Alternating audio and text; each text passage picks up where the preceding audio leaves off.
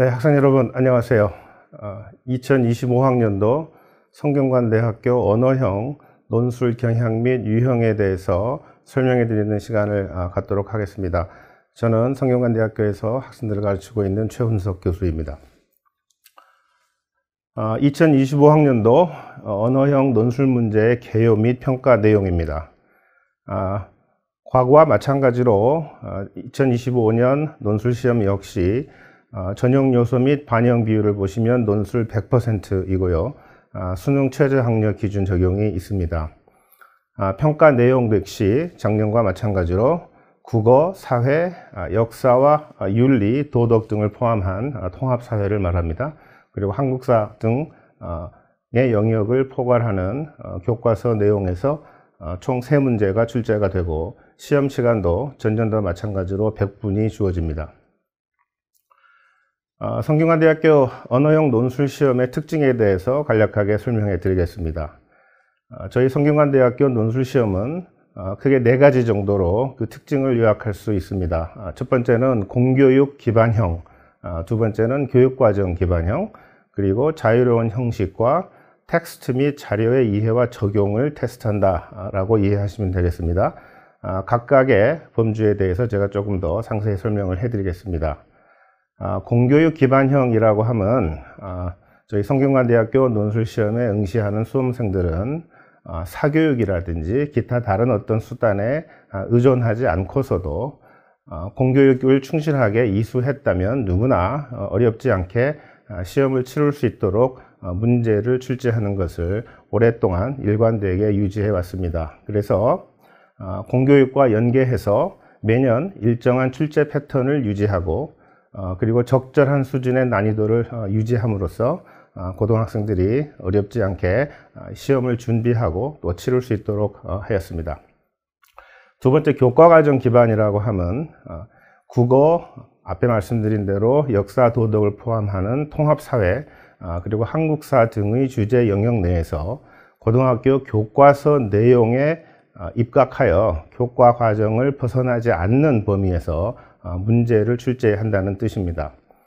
그리고 세 번째, 내용 중심 평가라 하면 저희 성균관대학교 논술시험에는 특별한 형식의 제약이 없습니다. 그래서 글의 형식보다는 학생들이 작성하는 답안의 내용을 더 중요하게 생각하고 평가 역시 학생들이 작성한 답안의 내용을 중심으로 이루어진다라고 이해하시면 되겠고, 마지막으로 텍스트와 자료, 이 자료라 하면 다양한 형태의 도표라든지 그래프라든지 또는 사례라든지 이런 것들을 이야기하는데, 이 텍스트를 분석하고 그 텍스트를 분석한 그 본인의 어떤 결과에 기초해서 문제에 주어진 다양한 형태의 도표나 그래프, 사례들을 텍스트와 연결시켜서 이해하고 비판적 사고에 기반한 어떤 문제 해결을 요구하는 그런 문제 유형이 포함됩니다. 그래서 이 25학년도 언어형 논술 시험은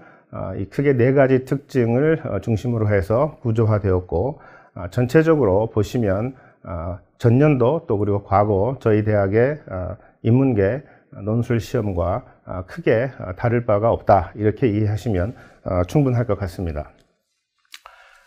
논술 문제의 유형에 대해서 조금 상세히 설명을 드리면, 우선 저희 성균관대학교 언어형 논술 시험에는 총 3가지 유형의 문제가 출제됩니다. 첫 번째 유형은 요약형이라고 저희가 명명하는 것이고요. 이 요약형이라고 하는 것은 인문학 그리고 사회과학 분야의 여러 가지 다양한 주제들을 저희가 선정해서 검토한 이후에 고등학교 교육을 충실히 이수했다면 누구나 친숙하게 그리고 어렵지 않게 풀 수 있는 그런 그 주제 영역을 저희가 선별하고, 이러한 다양한 주제에 대한 다양한 견해 또는 이론을 담은 글들을 제시문의 형태로 준 다음에 이 제시문들을 상반되는 핵심 내용으로 요약하고 그 요약의 어떤 논리성, 체계성 이런 것들을 평가하는 그런 유형의 문제입니다. 유형 2는 평가 및 설명형으로 앞에 잠깐 말씀드린 대로 여러 가지 형태의 통계표라든지 그림이라든지 사례 같은 이런 자료를 활용해서 제시문에 등장한 두 가지 견해 중에 어느 한쪽 또는 양쪽 견해 모두를 반박하거나 또는 지지하는 글을 논리적으로 작성하는 문제입니다. 그래서 이 유형 2 평가 및 설명형에서는 다양한 자료 및 사례에 대한 해석 능력을 평가하는 것까지 포함합니다. 세 번째 유형인 논술 논증형은 주제와 밀접하게 연관된 어떤 현안 또는 어떤 사회적 이슈를 제시해주고 이런 문제 상황을 해결하는 데 있어서 본인은 어떤 입장을 취할 것인가 또는 본인은 어떤 생각을 가지고 있는지를 논리적으로 그리고 체계적으로 서술하는 유형입니다. 이 유형 1과 유형 2에 등장한 제시문 그리고 각종 자료나 사례들을 모두 활용하도록 함으로써 수험생이 저희가 제시하는 세 가지 유형의 문제들을 통합적으로 이해하고 유기적으로 연결해서 논리적인 글을 작성할 수 있는지를 평가하게 됩니다. 보시는 대로 유형 2와 유형 3은 자료에 대한 해석이 포함되기 때문에 큰 틀에서 보면 유형 1에 등장한 특정 이슈나 어떤 현상에 관한 상반된 입장 그리고 그와 직간접적으로 관련된 여러 가지 다양한 형태의 자료 그리고 유형 1에 등장한 어떤 그 주장과 또는 입장과 유형 2에 등장한 자료를 바탕으로 유형 3에서 학생 본인의 선택을 정당화하는 이런 구조를 지니고 있습니다. 2025학년도 저희 대학의 모의논술 언어형 역시 앞에 말씀드린 저희 대학의 논술 출제 지침에 근거해서 고등학생들이 친숙하게 느낄 만한 주제를 선정해서 실제 논술고사와 거의 일치하는 형태로 문제를 제작을 했습니다. 올해 모의논술 주제는 세계화를 선정했는데요. 이 세계화는 고등학생들이 교과과정 내에서 다양한 형태로 그 핵심 내용을 접하는 내용이고 저희가 문제를 구성할 때 교과서를 포함한 다양한 자료에서 고등학생들이 충분히 독해할 수 있는 부분들을 발췌하고 또 수정하고 통합해서 문제를 구성했습니다. 모의논술의 전형적인 유형은 이 세계화라고 하는 하나의 주제 하에서 앞에서 설명드린 세 가지 유형의 문항이 내용적으로 유기적으로 밀접하게 연결되도록 구조화했습니다. 그래서 요약형, 평가 설명형, 그리고 논술 논증형이라고 하는 기존 유형을 유지하면서 이 틀 안에서 세계화와 관련된 여러 가지 주장들을 학생들이 논리적으로 체계적으로 요약하고 또 그와 관련된 자료를 해석해서 그 의미를 학생들이 추론하고 그 다음에 맨 마지막에 세계화와 관련된 어떤 이슈에 대해서 학생들이 어떤 선택을 내리고 본인의 선택을 정당화하도록 하는 그 기본 틀을 그대로 유지했습니다. 모의논술을 여러분이 한번 풀어보시고 본인의 답안을 한번 스스로 평가해 볼 때 여러분들이 중점적으로 좀 들여다볼 내용은 본인의 답안이 정확한 독해에 기반해서 답안이 작성되었는지 또 문제에서 요구하는 어떤 비판적 사고라든지 자료 해석 능력 그리고 문제 해결 능력 또 논리적 체계적 서술 능력 이런 부분들이 잘 갖추어졌는지를 한번 스스로 점검해 보시면 저희 대학의 논술 시험을 준비하시는데 도움이 되리라 생각합니다. 25학년도 저희 언어형 모의논술의 평가 배점 또는 평가 비중은 화면에서 보시는 바와 같습니다. 그림에서 보시는 대로 전체 100점 중에 가장 많은 비중을 차지하는 50%에 해당하는 부분이 문제 해결이 얼마나 잘 이루어졌는가에 관한 것입니다. 그래서 저희 성균관대학교 언어형 논술 시험을 준비하실 때 수험생 여러분이 가장 중요하게 생각하셔야 될 부분은 나의 답안이 문제가 요구하는 내용을 충분히 담아내고 있는가라고 하는 것입니다. 그래서 발문이 요구하는 내용이 본인의 답안에 충분히 들어있는지를 잘 점검해 보시는 것이 중요하고 그 다음에 20%는 본인이 작성한 답안이 논리적으로 서술되었고 그 구조와 내용에 있어서 어떤 그 체계성 그리고 서술의 종합성 이런 부분들을 좀 통합적으로 한번 평가해 보시면 도움이 될 거라 생각합니다. 나머지 15%는 답안에 수험생이 작성한 답안에서 표현과 어법이 잘 준수되었는지, 그 다음에 15%는 답안에 담겨 있는 창의성, 이렇게 총 100점이 구성이 되어 있습니다. 학생 여러분들 짐작하시는 대로 저희 성균관대학교 논술 시험에는 형식에 있어서 어떤 제약이 없기 때문에 매우 다양한 형태의 답안들이 실제로 등장을 합니다. 그래서 이 학생들이 작성한 답안의 다양성을 감안할 때 1번을 제외한 2, 3, 4항목, 즉 논리적 전개와 구성, 표현 및 어법 준수 여부, 답안의 창의성, 각각에 해당하는 배점은 또는 평가 비중은 맥락에 따라서, 그리고 문제의 어떤 본질에 따라서, 또 문제가 요구하는 어떤 답안의 내용에 따라서 조금씩 바뀔 수 있습니다. 이러한 틀에서 지금 25학년도 모의논술 언어형은 문항별로 문제 1에 40점, 그 다음에 문제 2에 40점, 그리고 문제 3에 20점, 이렇게 해서 총 100점이 주어지고, 25학년도 실제 본논술 시험에서 문항별 배점은 다시 말씀드리지만 문제의 유형이라든지 문제가 요구하는 어떤 답안의 내용이라든지 이런 것에 따라서 다소 조정될 수도 있습니다. 예를 들면 문제 1과 3은 그대로 40점과 20점이 할당이 되더라도 문제 2의 경우 문제에 제시된 어떤 자료의 성격에 따라서 도표라든지 그래프라든지 사례라든지 이런 걸 얘기하는 겁니다. 그래서 문제 2에 등장한 자료의 어떤 성격에 따라서 문제 2가 둘로 나뉘어져서 문제 2의 1, 또 문제 2의 2 이렇게 나뉘어져서 각각에 대해서 동등하게 20점씩 배정되는 이런 형태의 채점도 가능합니다. 그래서 실제 본논술에서는 문제 1과 문제 3의 배점은 크게 달라지지 않지만 문제 2의 배점은 제시되는 자료의 성질에 따라서 다소 조정될 수 있다, 이렇게 이해하시면 되겠습니다.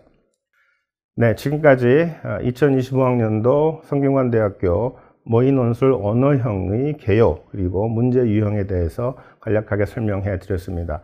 25학년도 모의논술 문제에 대한 상세한 해설은 요 다음 녹화에서 제가 여러분과 함께 같이 문제를 풀어보는 형태로 진행을 해서 여러분께 도움을 드리도록 하겠습니다. 잠시 뒤에 뵙겠습니다. 네, 2025학년도 성균관대학교 언어형 모의논술 문제에 대해서 해설해 드리는 시간을 갖도록 하겠습니다. 25학년도 언어형 모의논술 문제는 세계화를 주제로 선정했습니다. 이 세계화는 고등학교 통합사회, 또 생활과 윤리, 경제교과와 직접 관련이 있고, 학생들이 공부한 교과서에 세계화와 국제관계, 국가 간 불평등, 또 문명 충돌, 문화적 다원화, 세계 도시 등의 주제와 밀접하게 관련된 내용이어서 학생들이 어렵지 않게 문제를 풀 수 있을 것이라고 저희는 기대합니다. 저희 성균관대학교 언어형 논술 시험의 유형 그리고 전반적인 개요를 제가 설명을 해드렸는데, 앞에 저희 그 논술 유형에서 제가 말씀드린 세 가지 유형이 그대로 모의 논술에도 반영이 돼서 총 3개의 문제가 제시됐습니다. 먼저 문제 1부터 한번 세부적인 내용을 저와 함께 공부해 보시죠. 문제 1은 앞에서 말씀드린 요약 설명형의 문제이고, 총 4개의 제시문을 주고 이 제시문에 담긴 세계화에 관한 다양한 견해들을 학생들이 정확하게 독해해서 각 제시문의 핵심적인 주장의 내용을 정확하게 포착하고 그 핵심 주장들을 상반된 2가지 입장으로 분류해서 요약 서술하는 문제입니다. 그래서 이 문제 1에서는 세계화에 관한 다양한 관점의 중심 주장과 그 근거를 학생들이 정확하게 해석하고, 세계화의 순기능과 긍정적 결과를 강조하는 입장과 세계화의 역기능과 부정적 결과를 강조하는 상반된 2가지 입장으로 분류해야 합니다. 그리고 이런 분류를 토대로 해서 각 입장에 속한 제시문들을 유기적으로 연결하는 방식으로 요약문을 작성하는 것이 문제 1번의 핵심입니다. 문제 1에 등장한 4가지 제시문을 학생들이 읽어보시면 제시문 1과 3은 주로 세계화의 경제 효과, 세계화가 초래한 여러 가지 경제적 순기능, 이런 것들을 중심으로 해서 세계화의 순기능과 긍정적 결과를 강조하는 이런 이제 입장을 담고 있고, 반면에 제시문 2와 4는 세계화가 초래한 불평등과 서구 문명의 침략이라고 하는 현상에 초점을 맞춰서 세계화의 역기능과 부정적 결과를 강조하는 입장으로 분류할 수 있습니다. 이 두 가지 입장 각각에 해당하는 제시문 1과 3 그리고 제시문 2와 4는 큰 틀에서는 세계화의 순기능과 긍정적 결과를 강조하거나 역기능과 부정적 결과를 강조한다는 점에서는 서로 상통하지만 각 제시문에 담긴 주장의 근거는 서로 관련은 있으나 조금씩 다르게 구성이 되어 있습니다. 구체적으로 제시문의 그 내용을 보시면 제시문 1 같은 경우에는 세계화에 동참한 국가들이 그동안 굉장히 높은 수준의 경제 성장을 이루었고 또 전반적인 삶의 조건이 개선되었다라고 하는 주장을 펼치고 있고, 세계화의 성과가 세계화에 참여한 모든 국가에 균등히 적용되지는 않았지만 이것은 세계화 자체의 문제가 아니고 세계화에 참여한 국가들의 시장 체제가 불완전하고 각국 정부가 적절한 개입을 하지 못했기 때문이다 라고 하는 논리를 제시하고 있습니다. 그리고 세계화는 단지 국가 간 경제 교류를 증진하는 데 그치는 것이 아니라 모든 국가들이 서로 연결되고 어떤 공통의 보편 기준 또 보편 가치를 숭상하도록 하는 데 기여한다. 그래서 단기간에 또는 일시적으로는 세계화가 여러 가지 부작용이 있고 한계가 있다고 보이지만 또는 있는 것처럼 보이지만 사실은 이것은 세계화 때문에 발생하는 것이 아니고 아직 진정한 의미의 세계화가 이루어지지 못했기 때문이다 라고 하는 논리를 제시하고 있습니다. 그래서 제시문 1을 학생 여러분이 요약해 보시면 제시문 1은 주로 경제적 성과를 중심으로 세계화의 순기능을 강조하고, 세계화는 단순히 국가 간 경제 교류를 증진하는 데만 목적이 있는 것이 아니고 세계화는 전 세계를 서로 연결하고 공통의 어떤 보편 가치, 보편 기준 이런 것들을 사람들이 채택하고 숭상하도록 하는 그런 어떤 본원적인 목적이 있다라고 강조하면서 세계화에 찬성하는 논리를 피력하고 있습니다. 제시문 3 같은 경우에도 전반적으로는 세계화의 순기능과 긍정적인 결과들을 강조하고 있지만 제시문 3이 초점을 두고 있는 현상은 제시문 1과는 조금 다릅니다. 제시문 3은 세계화 덕분에 많은 국가들이 빈곤에서 벗어났고, 그리고 세계화를 주도한 선진국에서도 부유한 사람들 뿐만 아니라 다양한 소득계층이 세계화의 혜택을 누렸다. 따라서 세계화는 세계화에 참여한 국가들의 어떤 경제를 성장시키는 효과뿐만 아니라 다양한 형태의 여러 가지 긍정적인 기능들을 초래했다 또는 결과를 초래했다 이런 주장을 펼치고 있고, 제시문 3의 특징적인 점은 비록 세계화가 어느 정도 불평등을 초래했다고는 하지만 이 세계화로 인해 발생한 불평등은 오히려 환영할 일이다 라고 하는 주장을 펼칩니다. 그 이유로 세계화 과정에서 다양한 산업 분야에서 새로운 기회가 창출이 되었고 또 창의성과 혁신에 기반한 시장 확대를 통해서 결국 전 세계적으로는 더 많은 사람들에게 이익을 주었다라고 하는 주장을 하고 있습니다. 그래서 제시문 3의 경우 세계화에 따른 불평등 심화 문제를 창의성과 혁신을 통한 시장 확대 그리고 그로 인한 여러 가지 긍정적 결과의 측면에서 강조하면서 이 세계화의 순기능과 긍정적 결과를 주장하는 그런 내용을 담고 있습니다. 그래서 제시문 1과 3은 다시 말씀드리지만 큰 틀에서는 세계화의 순기능과 긍정적 결과를 강조한다라는 점에서 하나의 그 동일한 입장으로 묶을 수 있고, 그 동일한 입장 내에서 제시문 1과 3은 주장의 어떤 그 핵심 그리고 논지에 있어서 미묘한 차이를 보인다. 학생들이 이렇게 이해를 하시면 되겠습니다.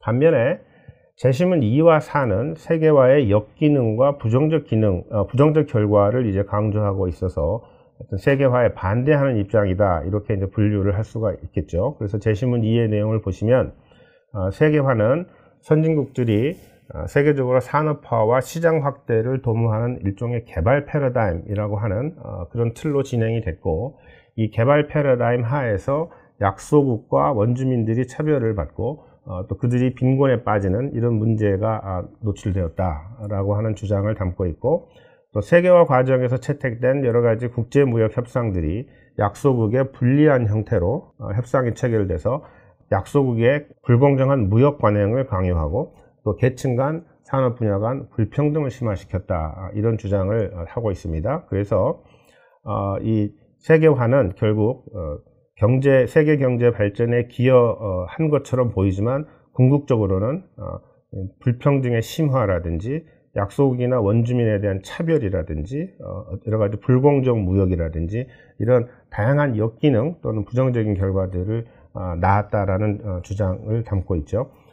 그리고 세계화 과정에서 실행된 여러 가지 유형의 개발은 결국에는 전 세계의 모든 국가들을 어떤 동질의 단일체로 만들어버릴 위험성이 있다. 그러니까 세계화는 단순히 어떤 경제적 세계화뿐만 아니라 전 세계가 결국 획일화의 길로 가는 어떤 그런 위험성을 안고 있다, 이런 주장을 담고 있죠. 그래서 제시문 2의 내용을 요약해 보면 세계화를 지탱해온 어떤 경제개발, 산업화 이런 논리는 어떤 위험성을 지니고 있고, 세계화 과정에서 나타난 불평등, 환경 문제, 또 문화적 다양성의 소멸, 이런 다양한 문제를 지적하면서 세계화의 비판적인 입장을 피력하고 있습니다.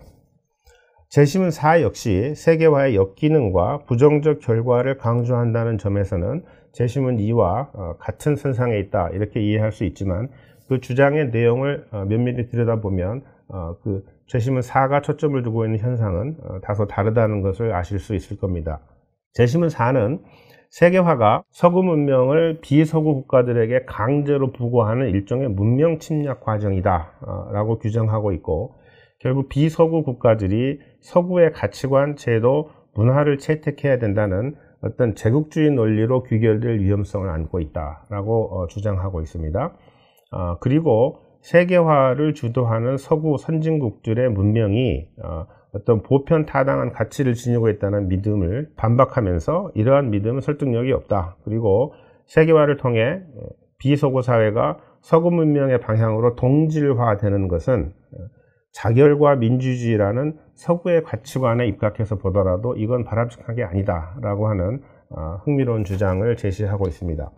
제시문 4는 세계화가 석유 문명으로의 동질화로 이어질 위험성을 경고하고, 또 세계화 논리에 감추어진 제국주의 논리를 부각시키면서 어떤 문명 충돌의 관점에서 세계화의 비판적인 입장을 피력하고 있습니다. 그래서 이 제시문 2와 4는 큰 틀에서는 세계화에 반대하는 입장이긴 하지만 그 세계화에 반대하는 그 근거로 제시하는 어떤 논리는 두 제시문 간에 차이가 있음을 아실 수 있을 것입니다. 문제 1의 경우 기본적인 독해 능력을 갖춘 학생이라면 어렵지 않게 분류하고 핵심 내용을 요약할 수 있을 것이고, 각 제시문의 입장과 논지를 정확하게 이해한 내용을 바탕으로 해서 같은 입장에 포함되는 제시문들을 하나로 묶어서 통합된 글로 요약 정리한다면 좋은 평가를 받을 수 있겠습니다. 다만 각 제시문의 내용을 잘 요약했다고 하더라도 이를 종합하여 상반된 입장의 내용을 정리하지 못하면 좋은 점수를 받을 수 없겠죠. 그러니까 단순히 제시문 4개를 각각 요약하는 수준에 그친 답안은 좋은 평가를 받기 어렵고, 그 제시문에 등장한 핵심 주장들을 유기적으로 연결해서 두 가지 상반된 입장을 체계적으로 요약 서술하는 것이 중요합니다.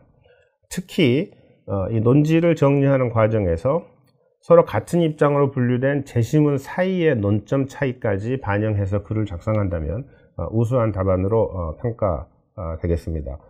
제가 앞에 설명드린 대로 제시문 1과 3 사이의 어떤 차이점, 그리고 제시문 2와 4 사이의 차이점까지 잘 부각시켜서 그 두 가지 입장을 체계적으로 요약 서술하는 것이 문제 1의 핵심이라고 볼 수 있습니다.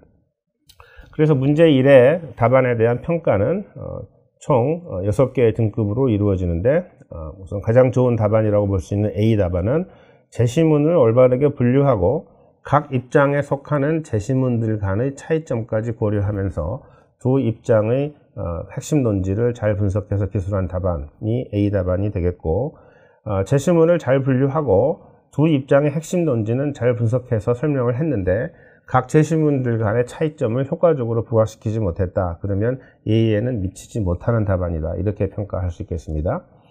C 같은 경우는 제시문 분류를 올바르게 했고 제시문에 대한 요약도 적절하게 하기는 했는데 이를 종합한 어떤 두 입장의 핵심 논지가 체계적으로 그리고 충실히 기술되지 않은 답안이라고 볼 수 있습니다. 그러니까 쉽게 말씀드리면 단순히 제시문의 내용을 그대로 줄이고 요약해서 단순 반복한 수준의 답안으로는 좋은 평가를 받기가 어렵다. 문제 1에서 반드시 중요한 것은 꼭 학생 여러분들이 기억해야 될 것은 우선 제시문들을 정확하게 독해하고 그 독해한 내용을 바탕으로 상반된 입장으로 제시문들을 분류하고 그다음에 각 입장에 속하는 제시문들 간의 그 섬세한 또는 미묘한 차이점까지 잘 부각시켜서 유기적으로 그 제시문들을 연결한 답안, 이것이 좋은 평가를 받을 수 있는 방법이다. 이렇게 이해를 하시면 되겠습니다. 문제 2는 앞에 녹화에서 제가 말씀드린 어떤 자료에 대한 해석, 그리고 그 자료 해석과 문제 1에 등장한 제시문들을 유기적으로 연결해서 발문에서 요구하는 답안을 작성하는 유형입니다. 그래서 이번 모의논술 문제 2는 크게 두 가지 형태의 자료를 제시를 해줬습니다. 그래서 국제무역에 참여하는 세계 160개국의 자료를 근거로 지난 30년간 세계 지표의 변화, 추이를 보여주는 그래프를 하나 제시를 해주고 이것이 자료 1에 해당합니다.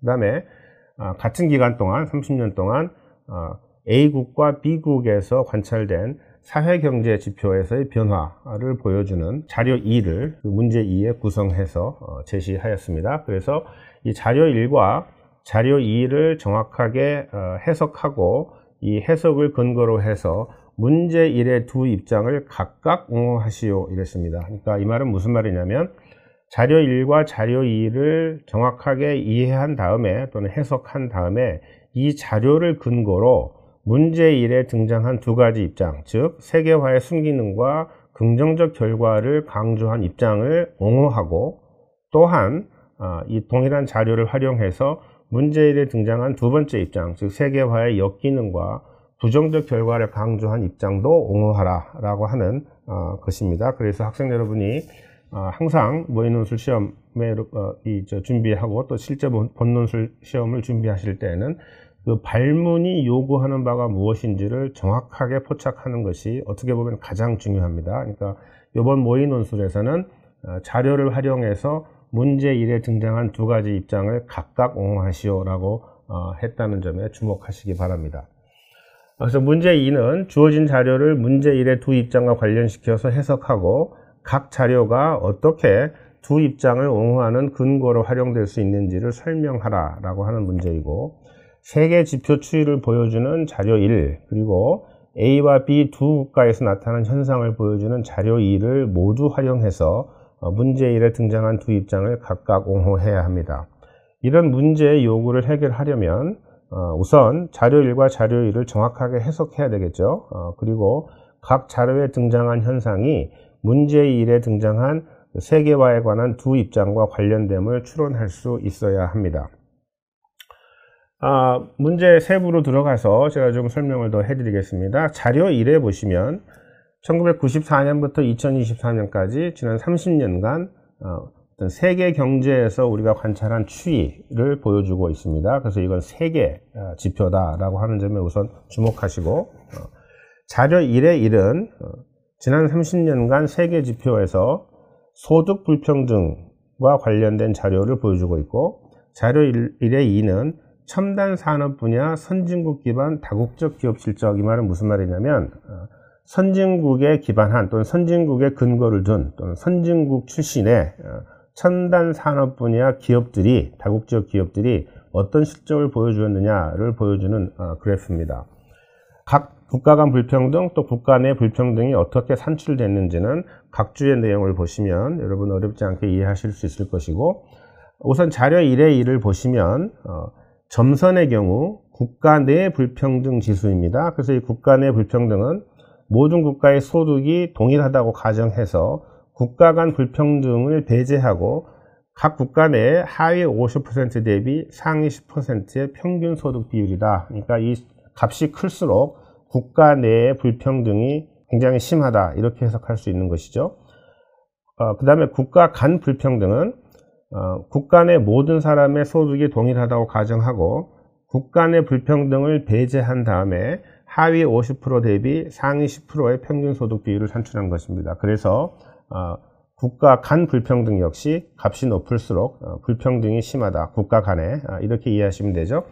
자료 1의 1을 보시면 소득 불평등을 보여주는 두 가지 지표에서 한편으로 점선을 보시면 국가 내 불평등은 지난 30년간 지속적으로 증가하는 추세를 보인 반면에 국가 간 불평등은 특정 시점을 기점으로 해서 줄어들고 있는 이런 추세를 보실 수 있죠. 그러니까 자료 1의 1로부터 여러분이 추론하실 바는 세계화에 참여한 160여 개국의 자료를 쭉 놓고 봤더니 지난 30년간 국가 간 불평등은 줄어들었는데 국가 내 불평등은 좀 심화되는 것 같다. 이걸 이제 추론하셔야 되고, 자료 1-2를 보시면 선진국에 근거한 또는 선진국 출신의 첨단 산업 분야 다국적 기업들이 어떤 실적을 보였느냐를 보여주는 그래프이기 때문에 이 단선으로 된 선을 보시면 이건 이제 수출액이죠. 그래서 지난 30년간 이 선진국 기반 첨단 산업 분야의 다국적 기업들이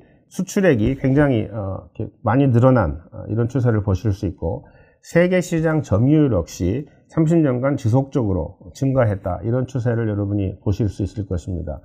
이 두 그래프 모두 어려운 그래프가 아니기 때문에 여러분이 각 주의 내용을 잘 보시고, 자료 1의 1은 국가 간 불평등은 줄었으나 국가 내 불평등은 심화되고 있고, 자료 1의 2는 선진국의 첨단 산업 기업들, 첨단 산업 분야 기업들이 수출도 굉장히 많이 늘었고 세계 시장 점유율도 굉장히 많이 늘었다, 이걸 우선 이해를 하시면 되겠죠. 그래서 자료 1의 1로부터 국제무역에 참여한 국가들의 국가 간 소득 격차는 감소했으나 국가 내 불평등은 심화 추세이고, 이러한 추세의 대비가 문제 1에 등장한 세계화에 관한 어느 입장을 옹호할 수 있는 근거가 되는지를 추론해야 합니다. 그래서 세계화가 진행됨에 따라서 국가 간 불평등이 감소했는데, 이것은 자원, 자본, 아이디어 등의 자유로운 무역 그리고 교환이 확대되고 그 결과 세계화에 적극 동참한 국가들의 경제 성장이 많이 이루어졌고 이에 힘입어서 전 세계적으로 소득 격차가 줄어드는 효과, 즉 국가 간 불평등이 줄어드는 효과가 나타났다, 이렇게 해석할 수 있겠죠. 반면에 국가 내 불평등이 심화된 것은 이런 세계화의 경제적인 효과가 한 국가 내에서 모든 계층에 동질적으로 나타나는 것은 아닌 것 같다. 즉 세계화에 적극 참여한 국가들이 전체적으로 경제적인 어떤 성장을 이루긴 했지만 이런 경제 성장 또 경제적 발전이 초래한 여러 가지 긍정적인 효과가 한 국가 내에서 차등적으로 적용되고 있다. 그래서 결국 세계화의 혜택에서 소외된 계층이 존재하는 것 같다, 이렇게 이제 추론하실 수 있겠습니다. 자료 1의 2를 다시 돌아가서 보면 자료 1의 2에서는 첨단 산업 분야의 그 선진국 기업들이 굉장히 수출이 늘고 이랬는데, 이건 결국 세계화가 진행이 되면서 국가 간 무역이 굉장히 활발해진 결과다, 이렇게 추론할 수 있겠고, 선진국 기업의 세계 시장 점유율이 함께 상승했다라고 하는 점으로부터 세계화가 국제 무역을 활발하게 만들고 또 첨단 산업 분야의 세계 시장이 선진국 중심으로 재편되고 있다, 이런 내용들을 추론할 수 있겠죠. 그래서 세계화를 통해 국가 간 분업 또 교역 이런 것들이 활발해지면서 첨단 산업 분야의 기술 발전을 주도하는 선진국에 이러한 그 기술 발전이나 경제적인 효과들이 집중돼서 세계 경제의 효율성이 계속 높아지고 있는 것 같다, 이런 내용들을 추론할 수 있겠습니다. 그래서 자료 1과 자료 2를 연결해서 한번 생각해 보면, 세계화는 세계화에 참여한 여러 국가들이 무역 개방을 통해서 산업화와 경제발전을 도모할 수 있는 그런 좋은 기회임과 동시에 국가 내의 산업구조 변화에 수반되는 어떤 내부 충격이 있는 것 같다. 불평등의 심화라든지 이런 문제겠죠. 이런 그 내용을 연결시켜서 추론할 수 있을 테고, 특히 선진국이 막대한 영향력을 미치는 가운데 세계화에 참여한 국가 내에서의 불평등이 심화되는 문제를 안고 있는 것 같다. 따라서 이 두 자료를 연계해서 보면 첨단 기술의 주도권을 선진국들이 장악하게 되면서 세계화에 동참하는 국가를 개발하는 과정에서 선진국의 영향력이 크게 작용할 수 있고, 또 세계 경제의 효율성은 높아졌더라도 또는 높아질 수 있더라도 국가 내 불평등이 심화되는 문제가 공존하고 있다. 이런 내용들을 학생들이 추론할 수 있어야 합니다. 자료 2를 보시면 자료 2에 각주가 조금 많이 달려 있습니다만, 여러분이 실제로 이 모의 논술을 풀 때도 마찬가지고 저희 대학의 논술 시험에 응시할 때도 마찬가지인데, 특히 이 문제 2는 각종 도표나 그래프에 여러 가지 형태의 각주들이 달립니다. 그래서 이 각주의 내용을 여러분 반드시 꼼꼼하게 읽어보시고 그 표나 그래프에 등장하는 내용이 어떤 내용인지를 정확하게 이해하는 것이 매우 중요합니다. 그래서 자료 2를 한번 보시면 94년부터 2024년 즉 같은 기간 동안에 30년이라는 같은 기간 동안에 A국과 B국에서 어떤 변화가 있었는지를 사회경제 지표들을 통해서 보여주고 있습니다. 그래서 국민 총소득, 이건 아시는 것이고, 그 다음에 인권 보장 관련 신규 법안 발의수, 이거는 A국과 B국에서 30년 동안 발의된 신규 법안들을 쭉 놓고 봤을 때 그 중에 인권 보장과 관련된 신규 법안이 과연 몇 건이나 발의되었는가에 관한 것이겠죠. 그 다음 도로 보급 수준은 각주 4에 나타난 것처럼 국토 면적과 인구를 고려했을 때 어느 정도 도로가 보급되었느냐를 보여주는 지표이고, 수치가 높을수록 보급 수준이 높다, 이렇게 해석하시면 되고, 그 다음 1인당 수입식품 소비량은 쉽게 짐작하실 수 있는 대로 국민 한 사람당 얼마나 수입식품을 소비하고 있느냐, 즉 킬로그램을 단위로 했을 때를 보여주는 것이고, 수입식품 항공 수송 총거리는 생산지에서 해당 국가까지 항공편으로 수입된 식품의 총거리를 말합니다. 그래서 숫자가 높을수록 식품을 수송하는데, 운송하는데 굉장히 먼 거리를 이동했다, 이렇게 이제 볼 수 있고, 영아 사망률은 문자 그대로 각 국가에서 사망하는 영아의 비율을 얘기하는 것이고, 언어위기 지수는 A국과 B국에서 자국의 고유 언어가 소멸할 위기에 처한 정도, 그래서 100에 가까울수록 점수가 높을수록 그 A국과 B국의 고유 언어가 소멸될 위기에 놓여 있다, 이렇게 해석을 할 수 있습니다. 그 다음 첨단 기술 대외 의존도 각주 8에 해당하는 것은 첨단 기술의 외국인 특허 등록 건수 대 첨단 기술의 내국인 특허 등록 건수를 말하는 것입니다. 그래서 8번 같은 경우에 값이 높을수록 첨단 기술에 대한 특허를 등록하는 외국인이 내국인보다 많다, 이걸 의미하는 것이 되겠죠. 비율 값이기 때문에. 그다음 각주 9에 첨단 산업 분야 기술 무역 수지비는 이거 역시 비율의 개념인데, 첨단 산업 분야 기술 수출액과 기술 도입액의 비율입니다. 그래서 이거 역시 값이 클수록 첨단 산업 분야 기술을 도입한 것보다 수출을 더 많이 했다, 이렇게 해석을 하실 수 있겠죠. 또 값이 낮으면 첨단 산업 기술 분야의 기술 수출은 좀 못하고 수입은 굉장히 많이 했다, 이렇게 해석하실 수 있겠죠. 그 다음에 각주 10은 중심도시 면적 대비 인구 집중도니까 이건 전국 대비 각 A국과 B국의 중심도시, 수도라고 여러분 생각을 해보시면 그 중심도시의 인구 집중도를 전국 대비 중심도시 면적 집중도를 고려해서 100분율로 나타낸 값이다. 그러니까 여러분 이 값이 클수록 그 각국에서 A국과 B국에서 몇몇 중심도시, 또는 핵심 도시 또는 수도권 도시, 이런 도시들의 인구가 굉장히 집중됐다, 이렇게 여러분이 해석하실 수 있는 그런 지표입니다.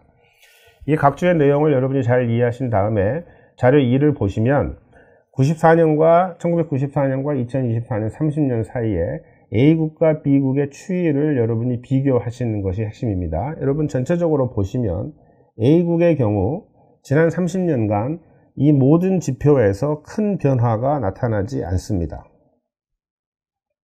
국민 총소득이 증가한 것은 당연히 시간이 30년이라는 시간이 지났기 때문에 그 사이에 A국의 경제개발도 이루어지고 경제발전도 이루어지고 했기 때문에 어느 정도 국민 총소득은 늘어났지만 나머지 여러 가지 지표들을 보시면 30년간 별로 변화가 없구나 이렇게 아실 수 있죠. 그런데 B국을 보시면 지난 30년간 국민 총소득은 굉장히 큰 수준으로 늘었고 나머지 모든 지표들에서 굉장히 큰 변화를 보입니다. 즉 A국에 비해서 상대적으로 큰 변화를 보입니다.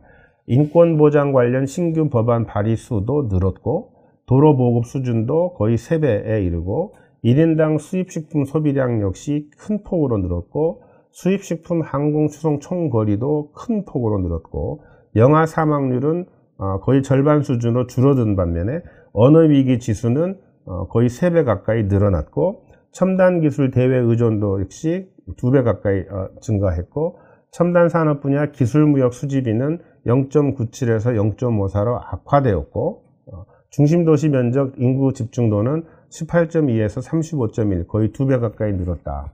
이렇게 여러분 쉽게 이해하실 수 있죠. 그러면 B국의 사례를 보면 국민 총소득은 굉장히 많이 늘었고 인권 관련된 신규 법안들도 굉장히 많이 늘었고 도로 보급 수준도 굉장히 높아졌고 그 다음에 영아 사망률은 낮아졌고 언어위기 지수는 높아졌고 첨단기술 대외 의존도가 증가했고 첨단 산업 분야 기술무역 수지 비율은 나빠졌고 중심도시 대비 면적 인구 집중도는 큰 폭으로 증가했고 이런 내용들을 여러분 보실 수 있죠. 그 다음에 수입 항공식품 총거리도 굉장히 증가했고 그 다음에 1인당 수입식품 소비량도 매우 큰 폭으로 증가했다. 이런 추세들을 여러분이 쭉 놓고 이를 종합해 보면 A국과 B국의 상대적인 차이를 감안했을 때 우선 하나 여러분이 추론하실 수 있는 것은 지난 30년 동안 A국보다는 B국이 세계화에 적극 동참한 것 같다 또는 적극 참여한 것 같다라고 하는 잠정적인 결론을 내리실 수 있겠죠. 그래서 이 A국과 B국을 비교한 어떤 상대적인 차이를 비교한 내용을 바탕으로 해서 발문에서 요구하는 답안의 내용을 여러분이 작성을 하셔야 되겠습니다. 그래서 자료 2를 다시 한번 요약해서 보면 두 국가의 수입식품 소비량의 차이를 통해서 A국에 비해서 B국이 국제무역에 더 개방적이었다를 추론할 수 있고 그 다음에 30년이 지난 시점인 24년 B국의 첨단기술 대외 의존도가 크게 상승했고 그 결과로 기술무역 수지비가 크게 낮아졌다는 점에서 자료 1에 의해서 본 것처럼 선진국 기업들의 시장 지배력이 굉장히 높아진 결과다라고 하는 것을 추론하실 수 있습니다. 그래서 자료 2를 통해서 B국이 A국에 비해 세계화에 더 적극적으로 참여했음을 추론해내고 두 국가의 사회경제 지표를 비교해서 세계화에 관한 문제 1의 두 입장을 각각 옹호하는 근거로 연결 지으시면 되겠습니다. 어떻게 하면 되는지 제가 설명을 해드리겠습니다. 종합적으로 보면 자료 2에서 B국의 변화 추이를 통해서 다음과 같은 논리를 피력할 수 있습니다. 우선 30년 전에는 두 국가의 국민 총소득이 비슷했었는데 2024년에 이르러서 그 두 국가의 국민 총소득이 2배 이상의 격차를 보인다. 이는 문제 1에 등장한 제시문들 가운데 세계화의 순기능과 긍정적 결과를 강조했던 입장과 일관된 결과다라고 여러분이 해석하실 수 있겠죠. 그래서 왜냐하면 B국이 세계화에 적극 동참하고 그 결과 경제성장이 두드러졌다. 이걸 보여주는 결과이기 때문에 이런 경제성장과 맞물려서 B국은 A국에 비해서 도로보급 수준도 크게 향상됐고 또 영아 사망률도 크게 낮아지고 그래서 전반적으로 그 세계화를 통해서 또는 세계화에 참여하는 과정에서 삶의 조건, 국민들의 삶의 조건이 상당히 개선됐다. 이렇게 추론하실 수 있겠죠.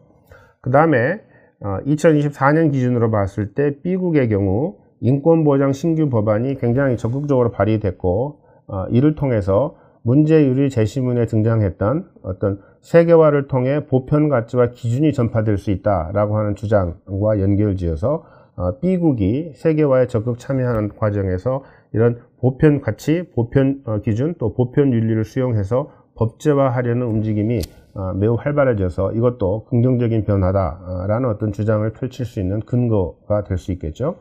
그래서 이런 지표들을 종합적으로 보면 세계화에 적극 참여해온 B국이 경제, 사회, 보건 등 다양한 분야에서 발전을 이루었을 뿐만 아니라 어떤 보편 윤리 확장에 이르는 세계화의 이점을 누린 결과이다. 이런 결론을 내리실 수 있겠습니다.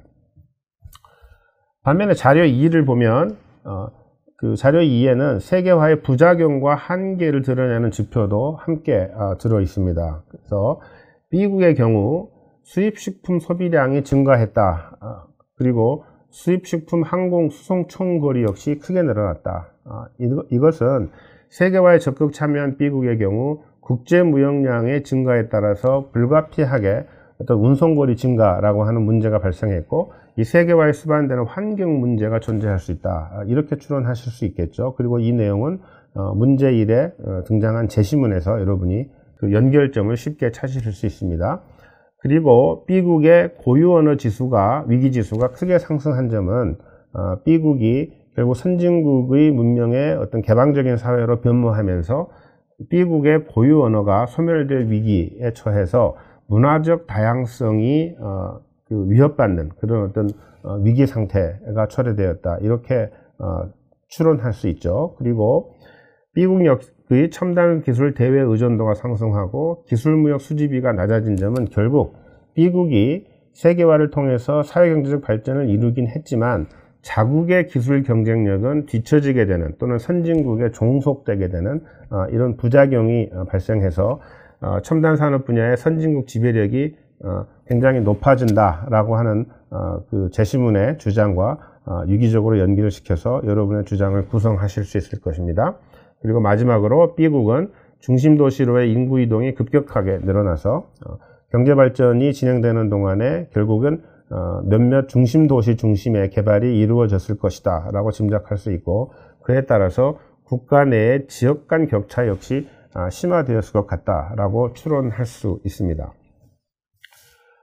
그래서 문제 2의 경우 좋은 답안 작성의 포인트는 세계화를 바라보는 상반된 관점을 자료 1과 자료 2가 복합적으로 제시하고 있기 때문에, 그리고 특히 세계 전체를 바라보는 시각뿐만 아니라 세계화의 흐름에 동참하고 또는 적극 참여하고 그에 따른 영향을 받게 되는 각 국가의 시각에서 자료를 해석하기 위해서 이 두 가지 자료의 연관성을 여러분이 잘 추론하시면 됩니다. 그래서 좋은 답안의 포인트는 문제 2에 제시된 자료에 대한 종합적인 해석을 토대로 문제 1에서 분류한 세계화에 관한 두 입장을 각각 옹호하는 일관된 논리를 제시하는 것입니다. 그러니까 문제 2의 자료로부터 여러분이 추출한 여러 가지 핵심적인 메시지들을 문제 1에 등장한 제시문들 또는 문제 1에 등장한 그 두 가지 입장과 유기적으로 연결시켜서 자료 1과 자료 2의 이러이러한 측면은 문제 1에 그 세계화에 찬성하는 입장을 옹호하는 근거로 사용하고, 또 같은 자료에서 추출된 여러 가지 지표들을 통해서 이러이러한 지표들에서는 세계화의 역기능 또는 세계화에 반대하는 입장을 지지하는 그런 자료다라고 여러분이 그 두 가지 입장을 각각 옹호하는 논리를 논리적으로 서술하면 됩니다. 그래서 요점을 말씀드리면 세계화는 많은 국가의 빈곤을 해결하고 전반적인 삶의 조건을 향상시키는 데 기여했지만 한 국가 내에 미치는 세계화의 영향은 차등적일 수밖에 없다는 점에서 국가 내 소득 불평등이 더욱 심화된 양상을 보였다라고 하는 점을 지적할 수 있고, 이는 자료 2에서 세계화에 적극 동참한 B국이 경제발전과 삶의 조건 개선을 이루었지만 중심도시 위주로의 발전으로 지역 간 격차가 커지고 문화적 다양성이 소멸될 위기에 있고 또 환경 문제 이런 것들을 안고 있다라고 하는 점과 연결시켜서 답안을 작성하실 수 있습니다. 그리고 자료 1의 2에서 볼 수 있듯이 선진국의 시장 지배력이 굉장히 높아진다는 점에서 세계화에 참여하는 국가들의 동일하게 그 혜택이 돌아가기보다는 결국 세계화는 선진국을 배부르게 해주는, 특히 선진국의 다국적 기업들을 배부르게 해주는 이런 그 한계를 지니고 있다. 뭐 이런 논리를 펴실 수 있고, 이는 그 자료 2에서 B국의 첨단 기술 대외 의존도 지표를 통해서 여러분이 주장의 내용을 보강하실 수 있겠습니다. 그래서 결론적으로 세계화에 적극 동참한 B국은 여러 가지 경제 성장이라든지 또 삶의 조건이 개선된다든지 또 인류의 보편타당한 가치를 수용하고 숭상하는 어떤 사회 분위기라든지 이런 긍정적인 효과들이 있음과 동시에 무역량 증가로 발생하는 환경 문제, 또 문화적 획일화, 또 선진국의 문화 지배, 또 자국의 기술 경쟁력 하락 등을 포함하는 세계화의 부작용을 함께 경험하고 있음을 종합적으로 해석하시면 됩니다. 결론적으로 자료 2에 여러분이 좋은 답안을 작성하시려면 자료 1과 자료 2를 종합적으로 해석하는 것이 중요하고, 문제 1의 제시문을 단순 반복하는 수준에서 벗어나서 자료 1과 자료 2에 나타난 현상을 문제 1의 두 입장을 각각 옹호하는 근거로 연결시켜서 서술하는 것이 중요합니다. 그리고 이 각 자료와 문제 1의 제시문들 간의 어떤 구체적인 연결점은 그 인쇄된 논술 가이드북의 채점 지침을 참조하시면 더 세부적인 내용을 여러분이 공부하실 수 있습니다.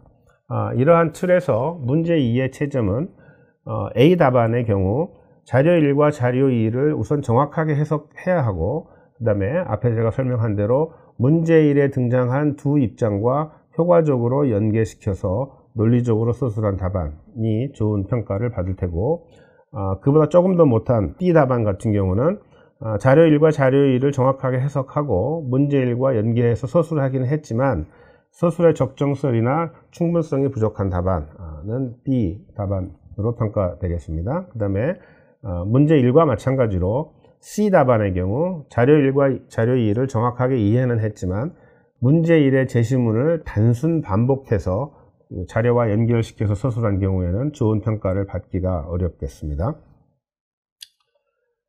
마지막으로 세 번째 문제는 저희 성균관대학교 과거 논술시험과 일관되게 그 문제 1, 문제 2와 직접적으로 관련된 또는 연관된 어떤 사회 현상이라든지 사회 문제 또는 이슈를 제시해 주고 학생 스스로 어떤 선택을 내린 다음에 자신의 선택을 정당화하는 논리를 체계적으로 서술하라는 문제입니다. 그래서 이번 모의 논술 문제를 보시면 C국 정부는 자국 첨단 기술의 우위 강화와 자국 경제 활성화를 목적으로 해외 제조 시설을 국내로 복귀시키는 기업들에게 보조금을 지급하고 세제 혜택을 제공하는 방안을 고려하고 있다.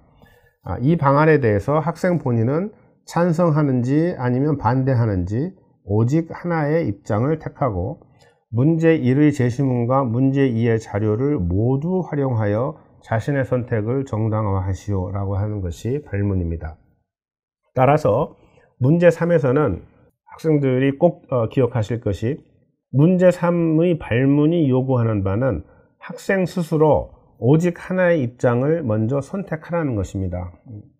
이 말은 문제 3에서 학생이 어떤 입장을 선택하는지는 평가의 대상이 아니라는 뜻입니다. 그러니까 문제 3에서 어떤 선택을 하는지에 따라서 더 좋은 점수를 받을 수 있거나 아니면 어떤 평가에 불이익을 받거나 이렇지 않다는 점을 학생 여러분 반드시 기억하시고, 그보다 훨씬 더 중요한 것은 문제 3에서 저희가 평가하고자 하는 것은 본인이 어떤 선택을 내리고 본인의 선택을 정당화하는 논리를 문제 1에 등장한 제시문과 문제 2의 자료를 유기적으로 잘 연결해서 정당화 논리를 체계적이고 논리적으로 서술할 수 있는지를 평가하는 것입니다. 따라서 본인이 어떤 선택을 하는지가 정답 또는 오답이다 라고 하는 생각을 절대 하실 필요가 없습니다. 그래서 이런 내용을 바탕으로 해서 문제 3을 좀 설명해 드리면, 우선 문제 3에서 자국 첨단 기술의 우위를 강화하고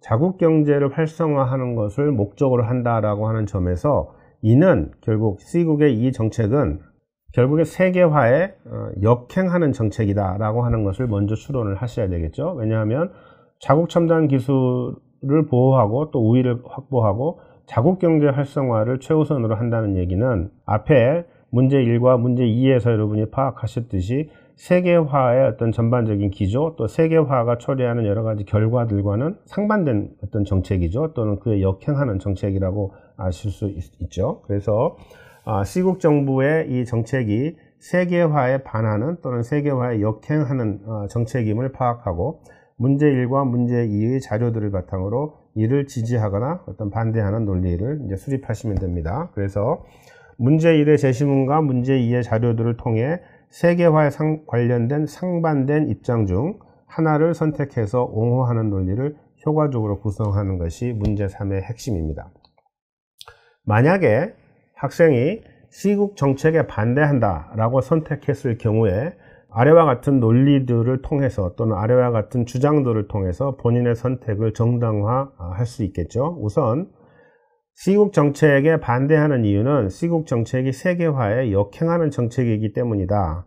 내가 시국 정책에 반대하는 이유는 첫째, 세계화를 통해서 국가 간 빈부격차가 줄고 또 경제가 발전하고 생활 조건들이 향상되고 인류 보편윤리를 존중하는 사회적 분위기가 형성되는 등 여러 가지 긍정적인 효과가 있는데 시국의 정책은 이에 역행하는 정책이기 때문에 나는 반대하겠다.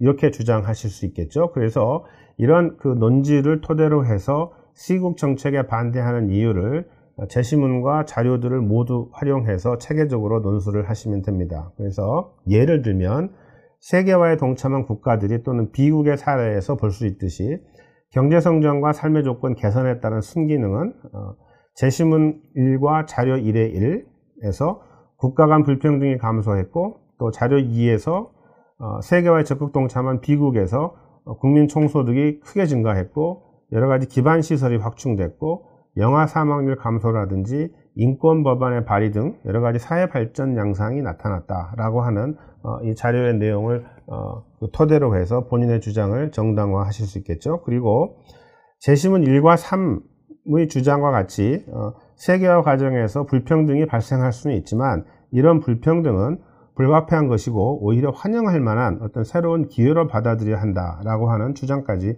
펼치실 수 있겠죠. 그래서 이런 주장을 근거로 자료 1의 1에 나타난 국가 간의 불평등에 대한 비판을 재반박하는 논리까지 전개하시면 더 좋은 답안이 될 수 있습니다. 그러니까 다시 요약해서 말씀드리면 나는 시국 정책에 반대하겠다. 반대하는 이유는 세계화가 초래한 여러 가지 순기능과 긍정적인 결과 그리고 자료 2에서 미국의 사례에서 우리가 볼 수 있는 여러 가지 어떤 사회 발전 양상 또 경제 발전 양상 이런 것들을 통해서 자신의 주장을 정당화하고 세계화에 반대하는 사람들이 불평등 문제를 굉장히 심각한 문제라고 지적을 하지만 이것은 어떻게 보면 불가피한 것이고 이 세계화 과정에서 발생한 불평등은 제시문과 자료 1에서 나타난 것처럼 오히려 환영할 만한 새로운 기회다라고 재반박하는 내용까지 담아내면 좋은 답안이라고 볼 수 있겠습니다.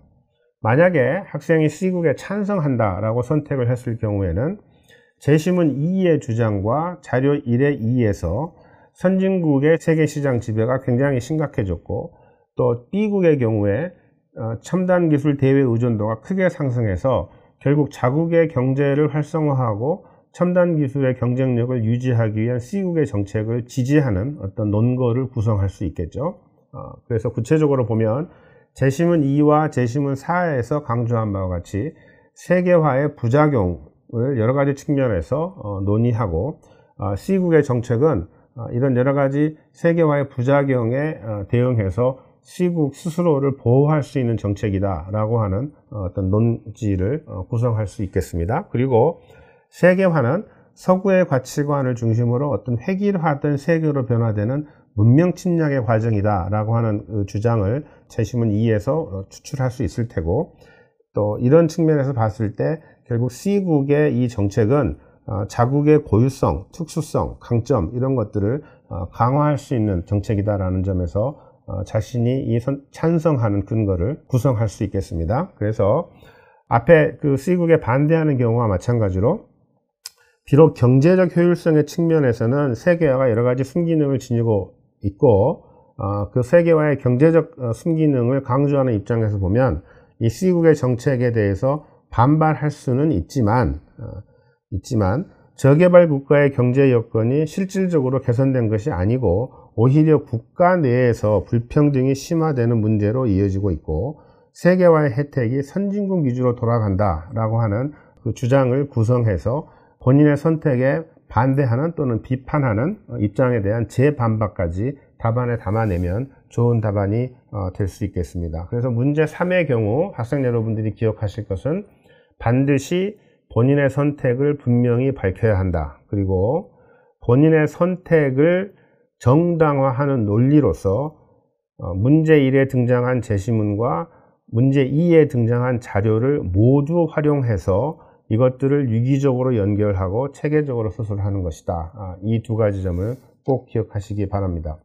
특히 이 문제 3에 여러분이 답안을 하실 때 자신의 선택과 일치하는 제시문과 자료를 활용하는 데만 그치지 않고 자신의 주장과 반대되는 제시문과 자료에 대해서 반박하는 내용까지 만약 포함한다면 문제 요구에도 맞고 굉장히 내용이 풍부한 답안을 작성할 수 있다는 점도 여러분 꼭 기억하시기 바랍니다. 그래서 자신의 선택의 근거 또는 그 선택에 대한 정당화 논리, 자신의 선택에 대한 어떤 가능한 비판이나 반박, 그리고 그러한 비판과 반박에 대한 본인의 재반박, 이 내용이 모두 들어있으면 아주 풍부하고 충실한 답안이 될 수 있다는 점을 기억하시기 바랍니다. 그래서 이러한 내용을 토대로 해서 문제 3의 채점은 가장 좋은 등급인 A등급은 문제에 제시된 해당 정책 또는 어떤 정책안에 대한 찬성과 반대 입장 중 오직 하나를 분명히 선택해서 답하고 제시문과 자료를 유기적으로 연결해서 자신의 선택을 체계적이고 논리적으로 정당화한 답안이 가장 좋은 평가를 받을 수 있을 테고, 두 가지 찬성과 반대 중 하나를 선택해서 답을 하긴 했지만 제시문과 자료를 단편적으로 연결하는 데 그치고 주장의 체계성과 논리성이 미흡한 경우에는 A등급에는 못 미치는 답안으로 평가되겠습니다. 그리고 찬성과 반대 입장 중 하나를 분명히 선택해서 답을 하기는 했는데, 역시 다시 한번 말씀드리지만 그 제시문의 내용과 자료의 내용을 그냥 기계적으로 옮겨 쓴 또는 단순히 반복하는 데 그친 답안은 좋은 평가를 받기 어렵다는 점을 꼭 기억하시기 바랍니다. 그래서 여러분이 문제 3에서 좋은 평가를 받으시려면 우선 자신의 선택을 분명히 하고 선택을 정당화하는 논리를 체계적으로 풍부하게 구성하는 것이 문제 3의 핵심입니다. 2025학년도 성균관대학교 언어형 모의논술 해설을 마치면서 제가 학생 여러분께 몇 가지만 강조하고 마치겠습니다. 다시 한번 강조하지만 저희 성균관대학교 논술시험은 고등학교 교과 과정을 성실히 이수한 학생이라면 누구나 어렵지 않게 치룰 수 있는 시험입니다. 그래서 성균관대학교 논술시험에 대비하기 위해서 사교육에 의지한다거나 어떤 다른 특별한 묘수가 있는 게 아니다라고 하는 것을 여러분 꼭 기억하시고, 교과 과정 내에서 출제된 또 고등학교 교과 과정을 충실히 이수한 학생들의 눈높이에 맞는 문제의 난이도, 이런 것들이 저희 대학의 논술시험의 특징이라고 꼭 기억하시고, 문제에 제시되는 어떤 현상이나 이론 또는 어떤 입장 또는 관점 역시 고등학교 교과서의 내용을 절대 벗어나지 않는다. 이 점도 여러분 꼭 기억하셔서 이 두 가지 내용을 기억하시고 논술시험을 준비하시면 충분하리라고 짐작되고, 글의 형식보다는 내용이 중요하다는 점도 반드시 기억하시기 바랍니다. 저희 성균관대학교 논술시험은 창의적 글쓰기를 평가하는 시험이 아니고, 이 앞에 녹화에서 제가 강조한 대로 발문이 요구하는 내용이 답안에 충실히 들어있는지, 즉 내용 중심 평가이다, 형식 중심 평가가 아니다라는 점을 꼭 기억하시기 바랍니다. 그래서 문제의 요구를 정확히 파악하고 논리적 체계적으로 서술하는 것이 가장 중요하다라고 하는 점을 꼭 기억하시기 바라고, 성균관대학교 논술시험을 준비하심에 있어서 하는 과정에서 여러분에게 가장 직접적이고 큰 도움을 줄 수 있는 자료는 저희 대학의 모의 논술시험과 논술시험 가이드북, 그리고 최근 몇 년간 저희 대학 논술시험에 등장했던 실제 과거 논술시험 문제들이 여러분이 논술시험을 준비하는 데 활용할 수 있는 가장 좋은 자료이다 라고 하는 점을 꼭 기억하시고, 저희 대학의 최근 몇 년도 논술시험 문제, 또 모의 논술 문제, 그리고 그에 수반되는 문제 해설, 이런 것들을 여러분 꼼꼼히 공부하시고 연습하시면 충분히 모두 다 좋은 결과를 얻으실 수 있을 것이라고 생각합니다. 저희 25학년도 언어형 모의논술 문제 해설을 마치면서 수험생 여러분의 건강을 기원하고 저와 함께 성균관대학교에서 함께 공부하게 되기를 고대합니다. 장시간 고생 많았습니다. 고맙습니다.